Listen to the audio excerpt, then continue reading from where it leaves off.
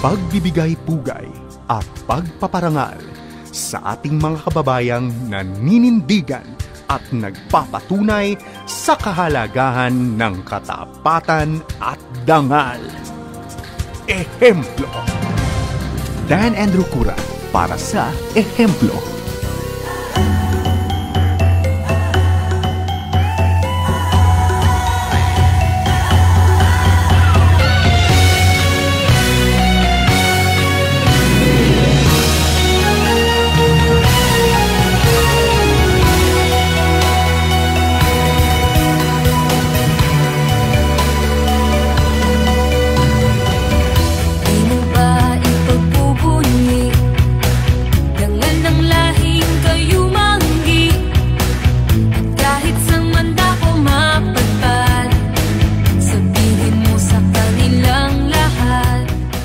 Magandang araw po sa kanilang lahat at welcome sa ating palatuntunang ehemplo. Ako po ang inyong lingkod, si Dan Andrew. At tayo po'y pinagpala sa araw na ito. Special po ang ating palatuntunan. Pero bago po tayo magpatuloy, siyempre ako muna ikakamusta sa ating mga stasyon all over the Philippines na ngayon ay patuloy na tumatangkilik sa ating palatuntunan. Unang-una na dito sa mga nasa taga Maynila sa 702 DZAS. At gayon din sa ating mga kaibigan sa Bacolod sa 1233 DYVS at sa 1062 DXKI sa South Cotabato. Welcome! Ganon din sa 1143 DZMR Santiago, sa 103.3 FM sa New J Radio ng Cagayan de Oro at gayon din sa 106.3 DZRK Radio Kapit Bisig. Welcome po sa inyong lahat. At siyempre naman, tayo po'y nagbibigay din ng paggalang sa ating mga tagapakinig worldwide sa FEBC.ph at yung pong gumagamit na ng FEBC.ph streaming app. Nako, sana po'y wag po kayong bibitiw sa ating palatuntunan ngayon sapagkat napakaganda po ng ating pag-uusapan dito sa Ehemplo.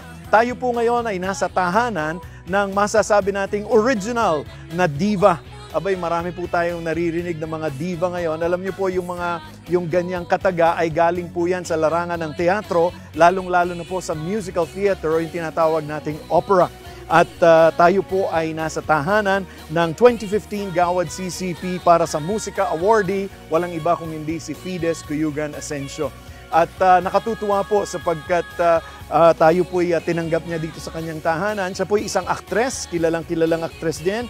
Opera singer, coloratura soprano po ang tawag sa kanya. Ito po yung mataas na tinig na lumalaro na parang ibon. Isang producer, isang direktor ng teatro at siya po ay isang librettist. Sumusulat din ng mga letra o ng mga titik para po sa mga opera at iba pang mga awitin. At napakapusong Pilipino po at tinataas po niya ang kakayanan ng mga kababaihan. Nagtapos po siya sa kurso sa Philippine Women's University, Bachelor of Arts in English at nag-specialize sa drama noong 1950 at Bachelor of Music, major in voice at minor sa piano noong 1951. Siya ang kauna-unahang Pilipinong natanggap sa scholarship sa Curtis Institute of Music sa Pennsylvania at nagtapos po siya doon, major in voice with special studies. Kaya nandoon na po siya at kilalang-kilala po. At natanghal din po ang ating Tita Fides kung tawagin ng kanyang mga kaibigan ng iba't ibang mga Filipino opera tulad ng Mapulang Bituin ni Ramon Santos, Binhi ng Kalayaan ni Eliseo Pajaro, Dula Rawan ni Lucrecia Casilag at ganun din po ang Noli Metangere kung saan po siya ay tinanghal na sisa na gawa naman ni Felipe Padilla de Leon. Siya po ngayon ay tinaguri ang Professor Emeritus ng UP College of Music at siya rin po ang Artistic Director ng Opera Guild of the Philippines at siya po ay nagtayo ng Music Theater Foundation of the Philippines. Kaya alam po natin na kumpletong-kumpleto po ang kanyang buhay, hindi lamang po sa larangan ng performance, kung hindi sa larangan din ng pagtuturo. So, ang tawag po natin sa kanya, maestra, kung sabihin natin. Nako, napakaganda po ng ating oras ngayon. Kaya't wag po kayong bibitiw, lalong-lalo na yung mga kabataan na mahilig din sa pag-awit. Nako, sa pagbabalik po natin, kasama po natin, walang iba kundi si Professor Fides Cuyugan Asensio. Dito lamang sa inyong palatuntunang ehemplo. Iwagay mo ang bandila na tatlong bituin sa ilalim ng araw. Dilaw, pula, puti, bugha. Pilipinas, Pilipinas, Pilipinas, Pilipinas, Pilipinas. Dilaw, pula, puti, bugha.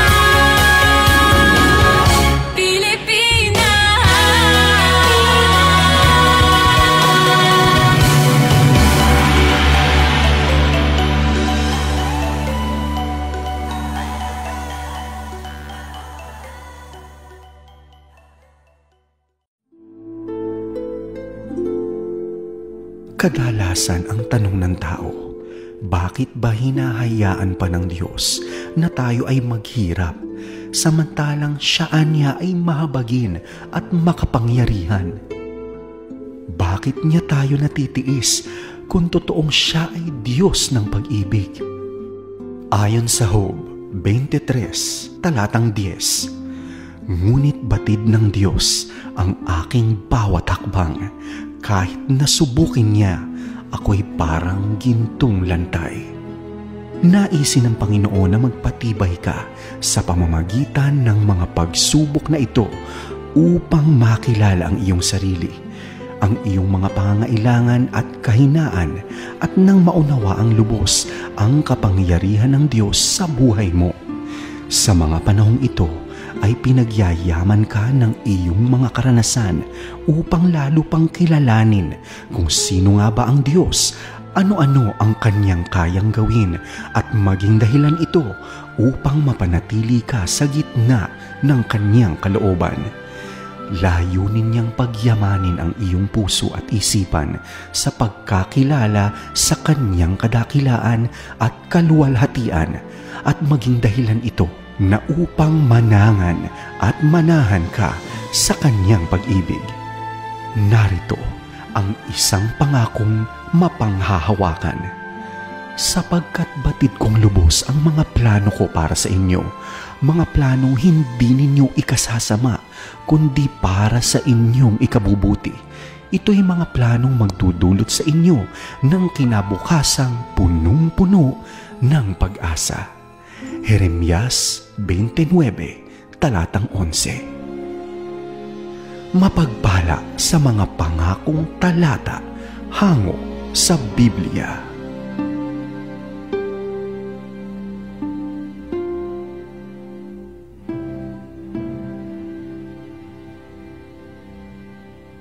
Sumasahing papawid mula sa Maynila. Ito ang Far East Broadcasting Company Philippines. FEBC. Himpilang 702 DZAM. agapay ng sambayanan. Dan Andrew Cura para sa ehemplo.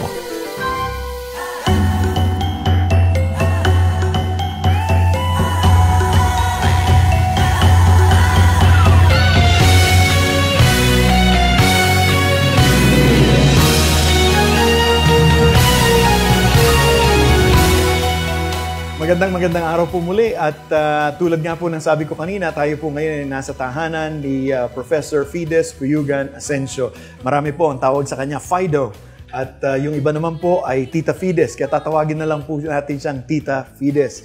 Tita Fides, magandang araw sa iyo. Magandang araw din naman. Is it?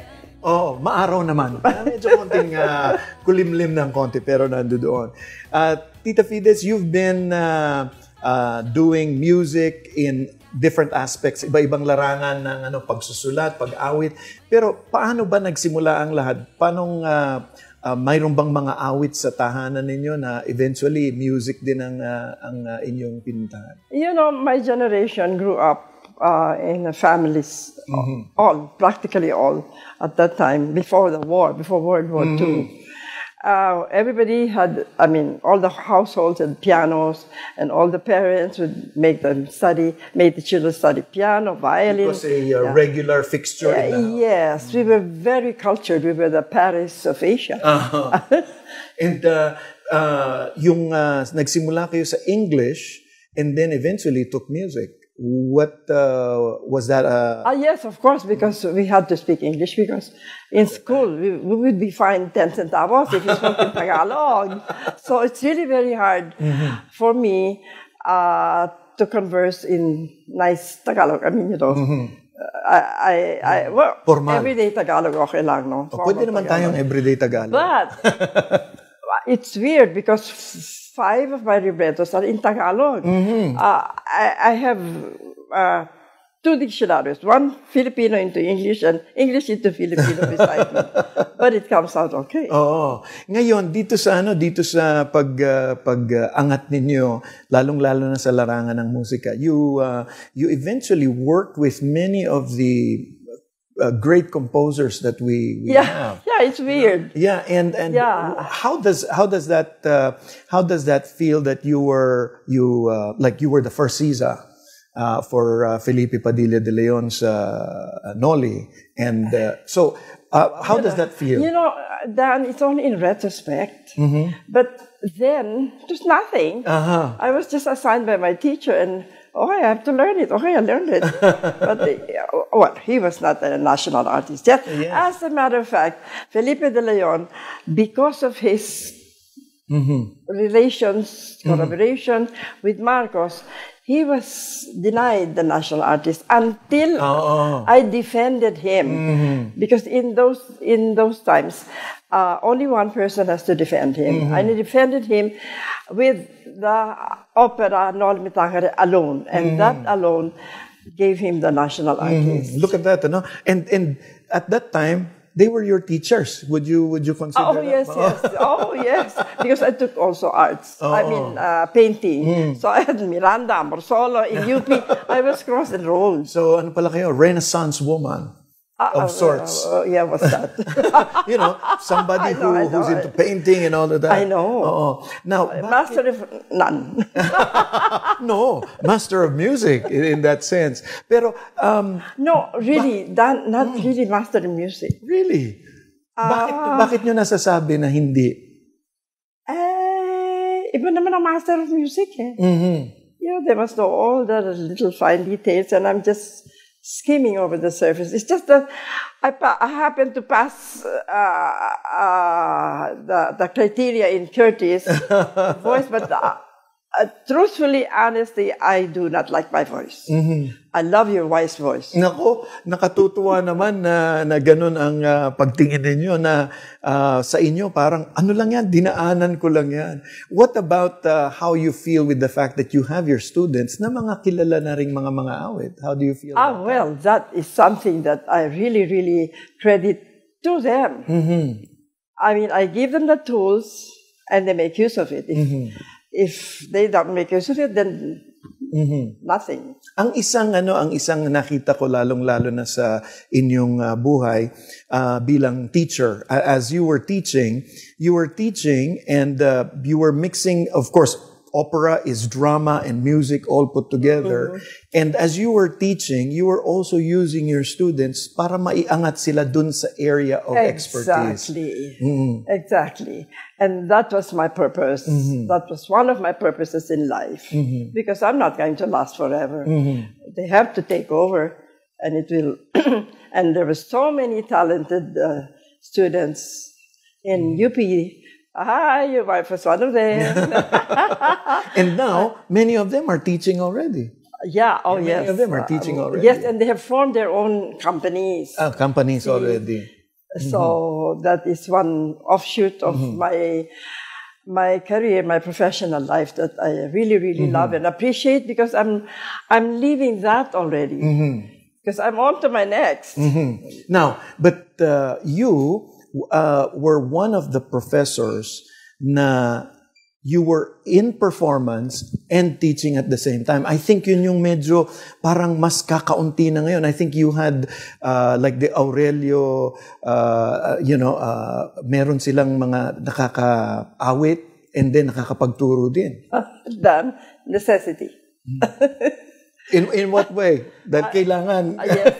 There were not too many things to sing for. And that is the reason also why I started writing my own opera. Oo. Kasi napakaganda na, like kagaya nga ni Professor Aurelio Estanislao, umaawit, and then your colleagues, sila Professor Elmo Makil, you were performing and then teaching at the same time. So, para dun sa mga estudyante, iba yung meron din silang tinitig ng ehemplo that are actually performing in opera. Right. Ano ang pananaw nyo ngayon na parang there is less opportunities para dun sa mga full-length opera na gawin ngayon sa ating panahon? Malungkot. I can't do anything. And ano sa palagay nyo ang nagiging dahilan because of that? What's the reason behind The world is changing. Yeah, all over. It's not only here. In America, it has changed, but it's not as visible because America is so big. And in Europe, they have subsidies from the Meron pa rin. government. Because here nothing, starting from, I'm going to mention names, starting from Cory Aquino. Talagang medyo Zero. Now dito sa ganitong sitwasyon, paano natin and how do you encourage students and young people to still pursue that part of the culture na umaawit at yung medyo the high form of singing which is in the opera field? You know, I'm sorry to say, I don't. I discourage them, and if they if they still pursue, then I know they're gonna make it. Okay. Yes, like I have a little girl who came in. She was a pop singer, and I said, "Oh my gosh, why are you enrolled in classical music? Mom, it's more challenging." So okay, she took the challenge. So iniiwan you leave it up to the student. If they will pursue it, mas malamang itataguyod nila yon. Parang you're sifting the flour, o maiwan yung kwan, or yung bigas, no? Tinatahip. Tinatahip. So now, one of the things that you mentioned, sabi nyo na one of your parang aims in life is to teach. And then eventually, kayo mismo na yung sumusulat ng libreto ng lalo na yung mga Filipino opera na lumabas. So, ang very familiar sa akin ay yung La Loba Negra and then yung Mayo, Bispiras ng Liwanag. Dun sa pagsusulat na yun, ano naman ang nag-udyok sa inyo? If one is to teach the student, ito namang pagsusulat ng opera, ano naman ang nag-udyok sa inyo? What actually encouraged you? I was still a little girl. All little girls, they like to make up stories. I think all. It's a general situation. That little girls like to make stories. They go up which I used to do. They go up the mango tree and then they pretend it's a castle and they're princesses. And that metamorphosed into my writing for more formalized stories. And this was during the war because we had no entertainment, nothing. We had absolutely nothing, no movies, no nothing. So I would make up create the stories. Yes. I had a middle, a beginning, and an end. Because before it was just, I was a princess and up there in the mango tree and my Prince Charming would come along. And pero hindi lang yun sa pagsusulat, kung hindi, even in the performance as well, that's also telling the story. Yeah, exactly. Now, one of the things na medyo makinang dun sa inyong mga ginawa ay matingkad yung role ng babae. You had very strong personalities dun sa inyong mga babae. Ano naman ang pinanggagalingan nun? I mean, I know you are one strong lady yourself. Dan, I have a confession to make. That was accidental. Oh, really? Because the subjects I chose, somehow, they were more interesting than the male. And so many, Rizal has been written so much about. So why will I touch Rizal? Let the others do it. Yeah, so that's the reason why. And I found their stories interesting. As a matter of fact, I wanted to do Gabriela Silang also. Well, it's not too late. No, I'm into movies. Nako, ang kausap po natin ay si Fides Cuyugan Asensio, isang professor emeritus sa UP College of Music at siyempre ang ating koloratura soprano. Nangunguna po, a cut above the rest. Nako, wag po kayong bibitiw dahil tuloy po ang ating kwentuhan dito lamang sa ating palatuntunang ehemplo.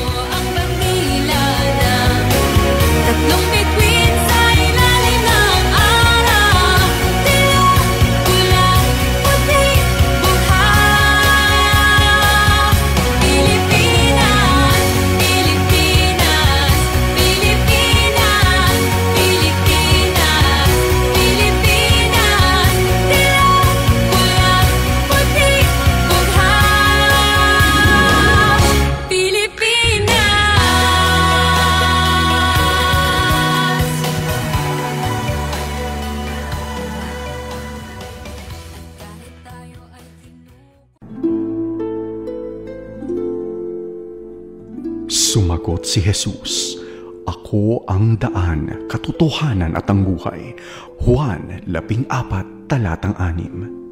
Sadyang sa Panginoong Hesus lamang matatagpuan ang daan, katotohanan at ang buhay patungo sa Ama. At kapag ito'y kaniyang sinabi, ay asahan mong mapanghahawakan at mapagkakatiwalaan ang katotohanan ito. At mula sa 2 Korinto 1, mga talatang 18 at 20. Kung paano ang Diyos ay tapat, gayon din ang salita ko sa inyo. Ang oo ngayon ay mananatiling oo. Si Kristo ang katuparan ng lahat ng pangako ng Diyos. Dahil sa Kanya, nakasasagot tayo ng amen sa ikaluluwalhati ng Diyos. Mapagpala sa mga pangakong talata hango sa Biblia.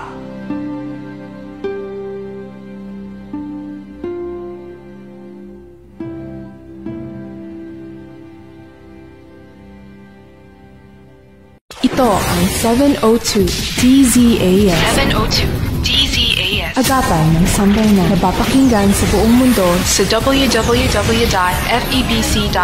sa pamamagitan ng Microsoft Media Server Technologies at ng Desktop Computers. Dan Andrew Cura para sa Ehemplo.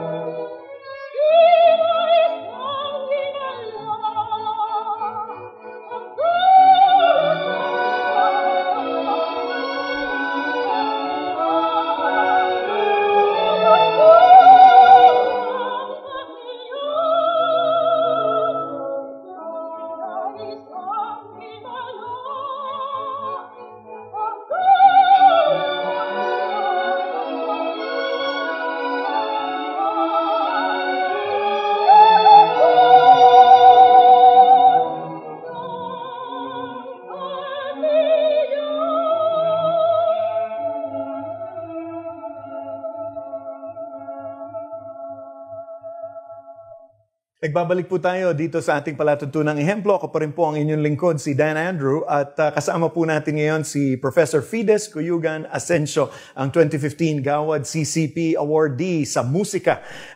Tita Fides, ikay kilala bilang isang singer, coloratura soprano. Pero at one point, medyo kayo pumasok sa larangan ng pelikula. At naalala ko pa yun, nung unang lumabas yung Oro Plata Mata. Paano naman kayo napasok? And then from there, may mga iba-iba na kayong roles din na ginawa sa pelikula. Paano naman kayo napunta sa larangan ng pelikula? You know, I think I got into that's acting. Película is more acting. That's right. And ever since I did CISA, they think I'm more, okay ako, okay, as an artist, you know. And that's not the only thing. They took me for, you're too young, opera house. And opera house, but they were presenting this Martisa Golgotha, all this passion plays. And that was pure acting. And I loved it. And really, really acting. So even already the acting part, well, opera is art acting as well. So parang naging natural na sa inyo yung transition yun. But how were you were you invited to take the role? The movie, Oro Plata. Oh, yes. Peke Magallaga came here and brought the script. And there was a rape scene, and I had to ask my husband. And I saw it's not 4 inches, my skirt. 4 inches above my knee. It was a very good role. Yeah, I remember that. Now, actually, your work with Peke eventually spilled over into the opera when he did La Loba Negra the second time. Yes.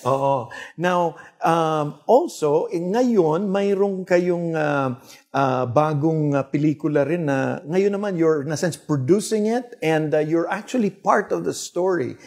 There is this movie that is being set up now, yung 1,000 Tears.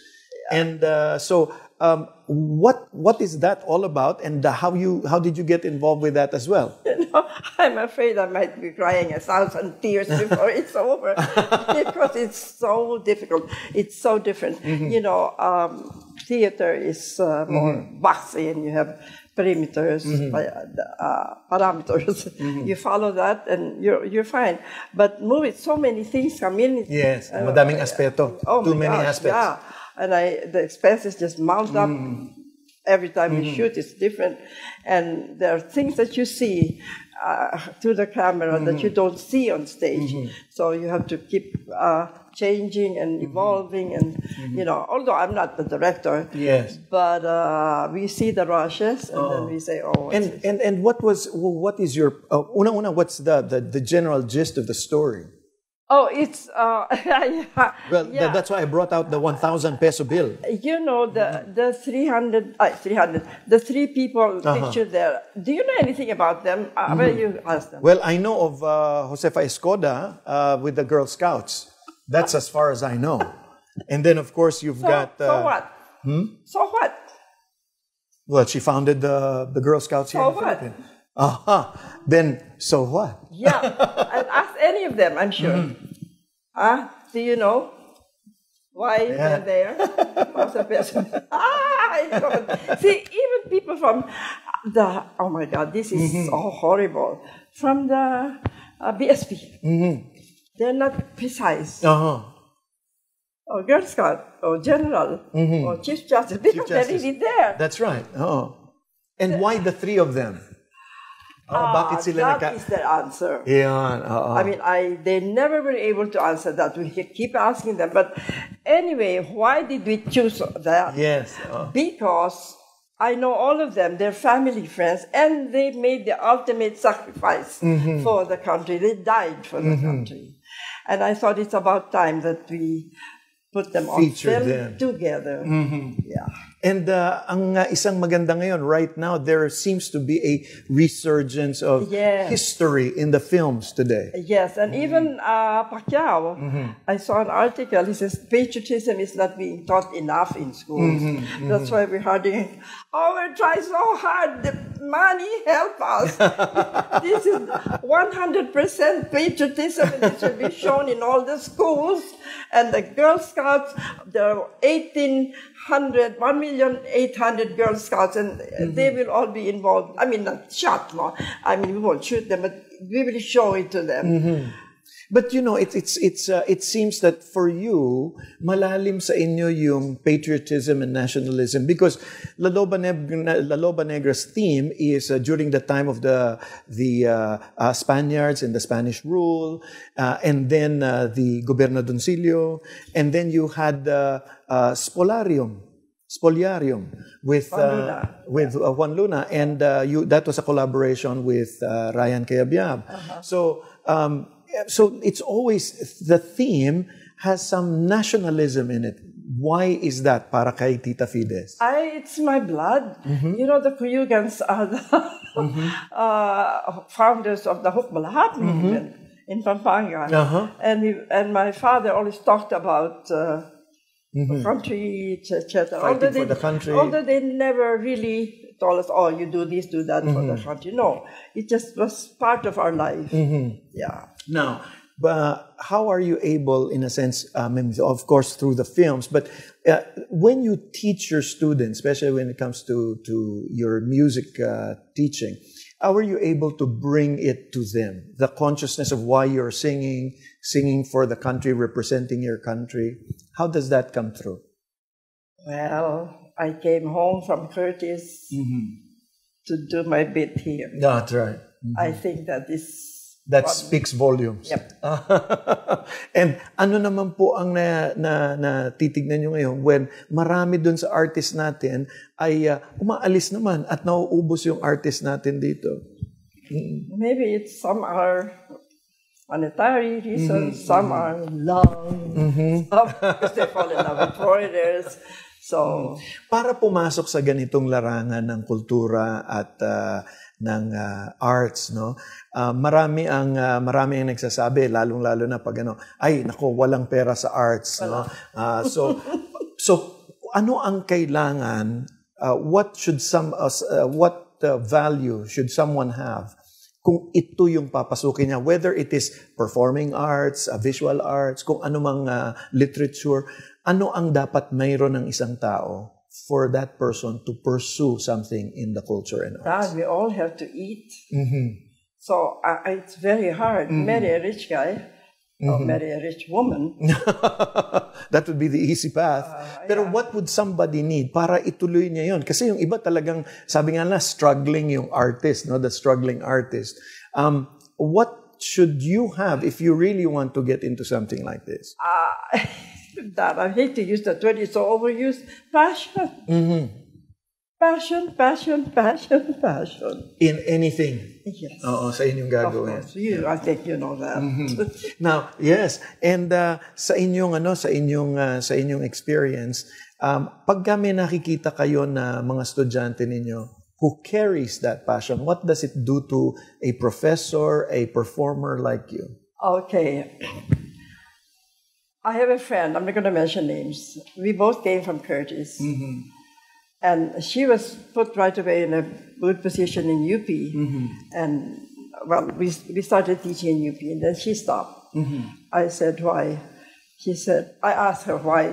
She said, no vale la pena, which means, that's Spanish, so it's not worth the pain of going, because she lived in Makati. I hope she doesn't, no, she has dementia already, so she will not know this. And I said, dear, even because the students are lazy, they don't study, but she's a piano teacher, no. I said, dear, even if you have 50 students and even just one comes out, that is enough. Enough pain. That's enough for the pain. And that's what I've been following. And in your case, it's more than just one student that actually has come up. Well, some of my students, those who are not really the favored ones, nako, si tita, pinipili niya yung mga magaganda, yung may Now, sa inyong, in your... Eileen, magaganda. in your own work, you have seen many of your colleagues doing the same thing. They were also pursuing that. But in your case, you came to a point where you started your own foundation. This the music theater. Music Theater yeah, Foundation. But Where did that come from, naman? It was a group of people then associated. We kept producing things in Puerto Real, and we sort of making it. So that in a sense, to help that. But I'm very poor in organizing. I'm an artist. I never know how. Parang leave the management to somebody else. It just died down, and now I'm in this movie. Right now, are you still like apart from the movie that you're doing? How many you are still handling some of your students? No. I have to. I'm a professor emeritus. That's right. Even if I have just one student, because we get a stipend of gasoline money, and if I don't have a student, how? Now, what do you think could be done? Like, take for example, as far as ito ngayon sa ating sa Pilipinas, paano natin kaya meron pa bang na maitaas ulit yung area ng culture and the arts? Mayroon pa ba? Mayroon bang light at the end of the tunnel? Sabi nga natin. Dan, it's been 60 years. It's been 60 years. I do not know how to answer that. So talagang sa inyo, as in your case, talagang passion lang na nanggagaling sa inyo. Yes, I answer that with 1,000 tears, real tears. It's just so. I don't know, the television, this cell phones, this Facebook, this everything. It's nothing about classical music. But of course, if you Google, you find. No. That's right. Oh. But generally, Time Magazine used to have section on classical music, nothing. Okay. Now let me move back and go to memory lane with you. Nung 1960s, my parents, and actually the entire family, was glued to the TV Oh, every Sunday for Sunday Sweet Sunday with Jimmy Melendez. yes. And parang that was something na bumukas yung pintuan ng classical music, standards, Broadway sa consciousness ng mga Pilipino. Yes. How did that come about? Yung Sunday Sweet Sunday na yan. Oh, okay. The mother of the head, Jake Almeida Lopez. So, knew me, but she was blind, and she loved classical singing. They were the way of not the usual pop songs. So when we did the pilot, they liked it. And when we went on with it, she said, keep that show on the air, even if it doesn't have any sponsors. This is the mother. Oh, wow. So we were on.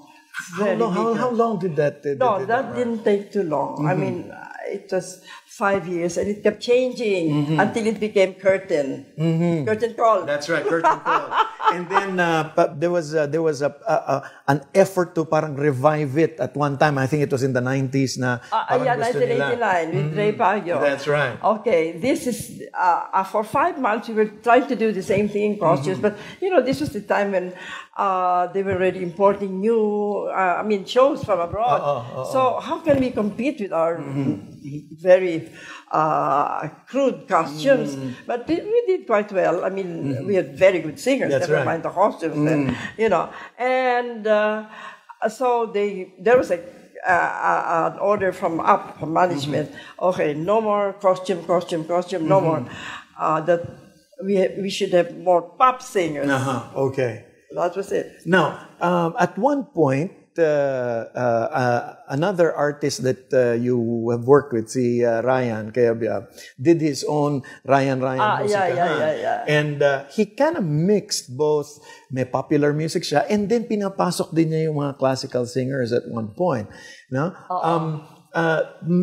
Today, merong bang avenue for that? Bringing the two together just to keep the classical music alive? No, I don't think so. Do you? No? Mahirap. Wala. I watch Showtime. It's lunchtime. And I watch TV. Tawag ng Tanghalan. It's still pop. And when I hear some classical singing, beautiful voices, they don't make any play. So talagang yan yung isang magandang bigyan sana ng pansin sa panahon natin ngayon. Are you still hoping? Well, hope reigns supreme. Hindi ba? Gusto naman nating hanggat maaari, baka naman merong isang champion dyan. Dahil nandoon kayo eh. I mean, kayo have been a champion of the music and the arts kasi kung hindi nyo rin pinroduce at sinulat yung mga libreto ninyo, baka wala tayong Tagalog opera. Di ba? So kayo rin. Nobody bothers because it doesn't bring in any money. So they do musicals instead. Ano ang maaari natin kung may mga nakikinig ngayon na who are thinking gusto pa rin nila yung music na yon, ano ang masasabi nyo sa kanila para yung kanilang passion ay mag-continue? Wow. No answer.